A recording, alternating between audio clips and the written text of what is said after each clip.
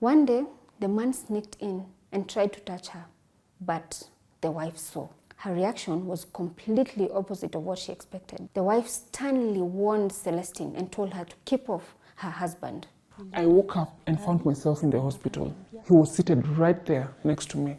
When I woke up, he warned me not to tell anyone what had happened in the house. And so I lied that I had fallen off the stairs. From a story of a woman looking to fend for her family to one who is literally begging God to take her life, this is a story of a mother who was willing to give up everything to remain alive. My name is Yvonne Kawera. The tale of Selestine Kimole Musavaka is a journey that has more twists and turns than a gripping drama series. Having tried marriage, Selestine says that after getting pregnant for this man, he changed and began to treat her so horribly. He first started to beat her constantly for small mistakes, and then he graduated to bring home various women. At one point, he even brought older women to this home. She couldn't take it anymore, and so she decided to go back home to her mother's place. Now picture this. Selestine, a determined young woman who left school early and dove into the workforce. At first thought she'd found her shot at a new beginning in Dubai. One day, a friend told my mother that there was a job in Dubai. Of course, I was interested. I was told that they needed about 300,000 to process my documents. And so I requested my sister to secure a loan for me to process this. Little did she know that she stumbled into the clutches of a con artist who vanished into thin air with her hard-earned cash. Talk about a plot twist, guys.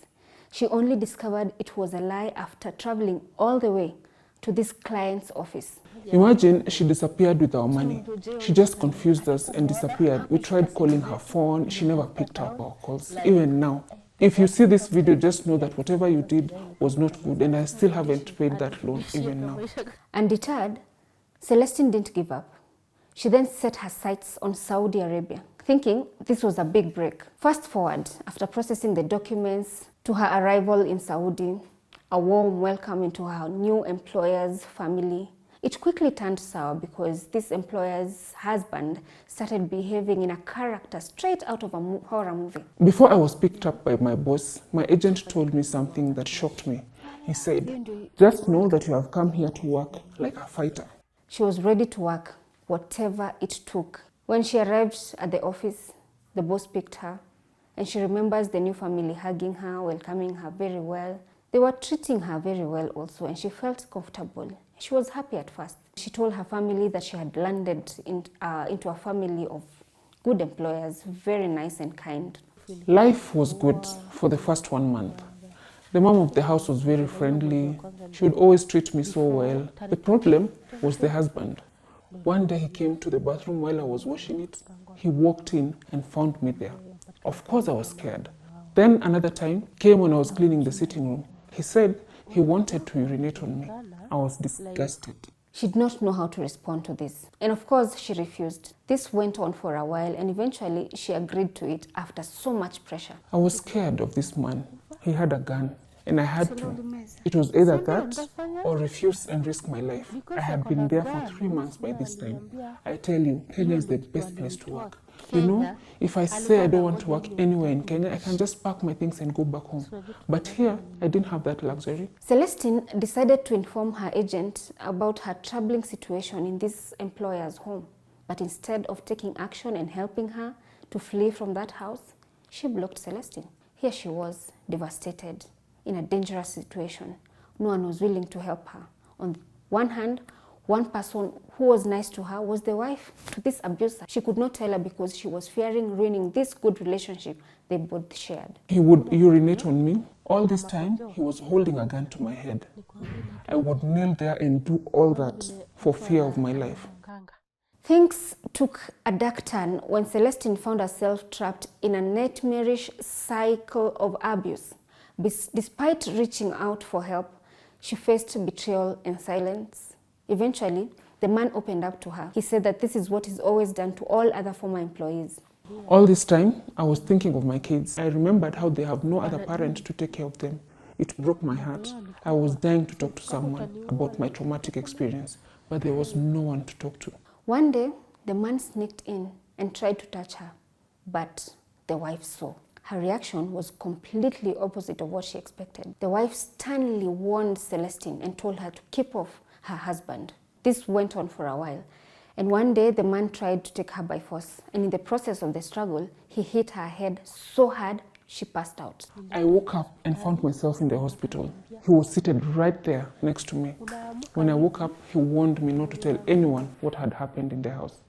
And so I lied that I had fallen off the stairs. It had gotten to a point that Selestine couldn't take it anymore. She endured the suffering in silence. She had sustained several stab wounds during her numerous struggles with this man. He has done me so much harm, including my private parts. I still have the scars to date. He has forcefully slept with me more than 30 times. I can't even count them. He has scratched my private parts severally. So one day, Selestine discovers she's pregnant. This fact terrified her. She did not know what to do or who to talk to. She hated herself. She had no one to turn to. And the man continued to abuse her constantly. At some point, he upgraded and stopped using me from the front now, but from the back. I was in so much pain. I did not know who to turn to. I tried taking my life so many times. They even stopped paying me at this point. But one day, on a Friday, while the wife had gone for a meeting with women, Selestine was left in the house with her husband.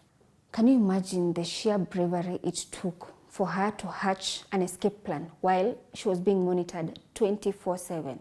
I was running errands in the house, but when I overheard the conversation he was having with another person on phone on the things that he was planning to do to me, I hatched a plan to escape.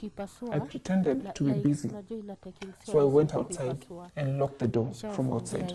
I knew he would not open it from the inside, and so he was trapped. I ran outside and switched off the lights, then ran out of the gate. The neighbor saw me and hid me in his house, warning me against this employer, telling me that he was a dangerous person. She was taken to the police by this kind neighbor, who then took her to the hospital, where a report of all the abuse that she had undergone was recorded. But the office got rid of these documents and sent her to work yet in another house. And in that new house, things were so much worse. She would be overwhelmed. She was still pregnant. She was still yet to heal from the scars that she had sustained from the former boss. You would think things would get better in the new house. I would work from 6 a.m. to 4 a.m. I would not be allowed to drink water. I would drink water from the toilet. I was constantly being monitored. I was in a house full of 30 people. All of them want me to cook different meals. I was so tired and would be constantly beaten for small mistakes. One day I called my friend and sought her help. One day she was working for the new employer and she saw her former employer from across the fence. It turns out she had been sold off to a neighbor just next to the former neighbor. She was constantly living in fear. And after enduring unspeakable horrors, Selestine finally took a leap of faith, literally, by jumping the fence and seeking refuge with the police. She was taken to the deportation center, and finally, the process was started for her to return to Kenya. She was elated. Her return to Kenya should have been a relief, right? Wrong. No one was there to receive her. She was left to navigate the trauma alone. Remember, she was sick. She was traumatized. She is pregnant. Yet no one came to pick her. I was tired. I just sat there at the airport not knowing where to begin. I think I lost my consciousness at some point. One police officer asked me what I was doing and who I was waiting for. She was able to get a friend to pick me up. I stayed with this friend for a week. I was still very sick. But then I had to leave this house. That is how I ended up on the streets. At this point, she was 6 months pregnant and very sickly. She could not explain why she was constantly getting sick. And so she decided to go to the hospital. This is where it was determined that she had been poisoned while she was in Saudi. She was then advised to remove the pregnancy so that the treatment would commence. They told me that I wouldn't be able to carry the pregnancy to term because the poison had damaged me severely. But here is where the story takes a turn for the better. After the treatment and she was discharged, Selestine got the support of a true friend who stood with her to help her heal and regain her strength. Her strength and resilience is truly inspiring.